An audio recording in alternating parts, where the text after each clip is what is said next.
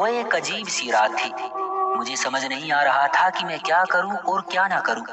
शादी की पहली रात थी और दुल्हन बनी बैठी मेरी पत्नी ने मुझसे कहा कि खबरदार मुझे हाथ मत लगाना, मैं किसी और से मोहब्बत करती हूँ। ये जबरदस्ती की शादी हुई है और याद रखो, तुम कुछ भी कर लो, मेरी मोहब्बत हासिल नहीं कर पाओगे और ना ही मैं तुम्हें कभी चाहूंगी। उसकी आंखों में आंसू थे। मैं हैरान और परेशान पागलों की तरह उसे देखने लगा और सोचने लगा कि ये क्या हो गया है इसे। हे ऊपर वाले, ये कैसी परीक्षा है। मुझे डर था, बहुत ज्यादा डर, समाज का डर, खानदान वालों का डर।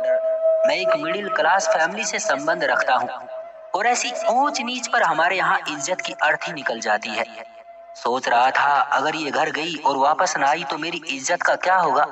क्या पता ये अपने घर ये ही ना कह दे कि ये नामर्द है, इससे शादी खत्म करवाओ। एक बार तो मैंने सोचा जबरदस्ती करता हूँ, पाप नहीं होगा, आखिर मेरी पत्नी है, मगर मेरा दिल नहीं माना। मैंने इससे बात करनी चाहिए मगर मुझे अच्छा ना लगा कि मैं इस लड़की की मिन्नतें करूं जिसने मुझे यूं ठुकरा दिया। अगर इसे किसी और से मोहब्बत थी तो शादी के लिए हाँ ही ना करती या मुझसे ही बता देती, मैं इससे खुद ही रिश्ता खत्म कर देता, बात शादी तक ना बढ़ती। कम से कम मेरी जिंदगी बर्बाद तो ना होती। मैं शादी पर सारी जमा पूंजी लगा चुका था। खैर, मेरी पत्नी अपने घर चली गई, कोई बात नहीं हुई। 3 दिन तक कोई हलचल नहीं हुई। 3 दिन बाद उसकी माँ की कॉल आई कि बेटा तुम क्यों नहीं आए अपनी पत्नी को लेने। तो मैं लेने चला गया। मैंने वहां भी कोई बात नहीं की। हम वापस घर आ गए। मेरी पत्नी मेरे सामने तो नहीं लेकिन बाहर जाकर या घर की छत पर जाकर हर रात को किसी से बातें करती थी। मैंने इससे पूछा तक नहीं वो किससे बातें करती है, कौन है वो। मैंने बस एक बार उससे पूछा था कि तुम्हें क्या तलाक चाहिए, तो उसने कहा नहीं। उसका फोन पर जो इश्क चल रहा था उससे मुझे कोई मतलब नहीं था। 5 महीने ऐसे ही गुजर गए। काम से थका हुआ जब मैं घर आता तो वो फोन पर बातें ही कर रही होती थी। एक रात में सोया हुआ था कि मेरे फोन की घंटी बजी। फोन मेरे दोस्त का था। उसने मुझसे कहा कि तुम्हारी पत्नी किसी और गैर मर्द के साथ फला होटल पर बैठी है। मुझे पहले तो यकीन नहीं आया, लेकिन जब अपनी पत्नी को घर ना पाया तो बहुत गुस्सा आया, इतना कि मुझे दिमाग फटता हुआ महसूस हुआ। मैंने उसकी इज्जत रखी, किसी को कुछ न बताया, लेकिन उसने मेरी इज्जत न रखी। मैं होटल की तरफ चल दिया।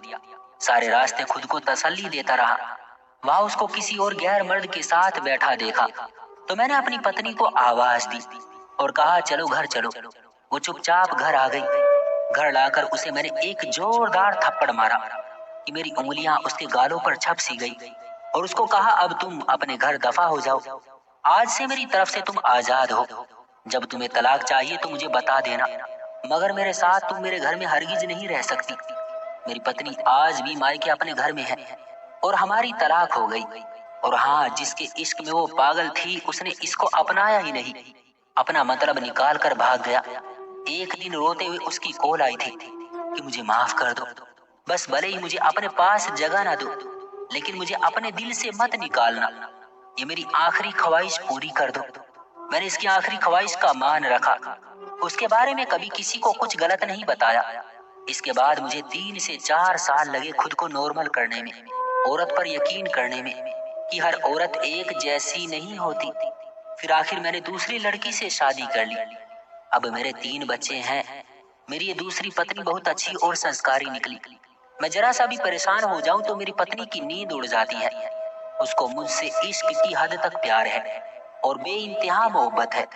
एक वो पहली लड़की थी और एक ये लड़की है। मैं भी वो ही था और वो ही हूँ। मेरी पहली पत्नी सुना है अब पागल हो चुकी है। मेरा नाम लिख लिख कर चूमती रहती है और गलियों में फिरती रहती है। 1-2 बार जहर भी खा लिया मगर बच गई। लोग मुझे अब भी कहते हैं कि मैं बड़ा जालिम हूँ, कि मैंने उस पर इतने जुल्म किए कि वो पागल हो गई। अब मैं क्या कहूँ लोगों से, नाजायज मोहब्बत का अंजाम हमेशा बदनामी ही होता है। क्यों दोस्तों, सही कहा ना मैंने? आपकी क्या राय है इस कहानी के बारे में? कमेंट करके हमें जरूर बताएं। मुझे दीजिए अगली वीडियो तक इजाजत, तब तक के लिए धन्यवाद।